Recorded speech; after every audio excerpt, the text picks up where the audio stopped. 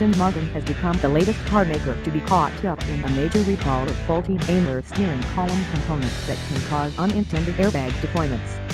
The British sports car maker is recalling all 3,873 DB11 coupes built since late 2015, when production of the flagship model began. Aston Martin spokesman Kevin confirmed. He said repairs would be carried out to address an issue with the DB11 steering column upper. Daimler last year recalled more than 1 million Mercedes-Benz cars fitted with steering column parts also supplied to Aston and Nissan. The Japanese car maker's Infiniti brand recalled 17,500 affected vehicles. The issue is unrelated to a global recall of faulty Takata airbag inflators that have been blamed for 20 deaths. Inadequate grounding in the Daimler units leaves their circuitry vulnerable to electrostatic charges that can trigger unintended airbag deployments, according to earlier warnings.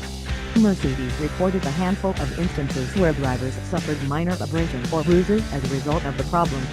No Aston Martin customers have reported any such incidents to date, the company said, adding the necessary repair work would be carried out free of charge in less than 2 hours.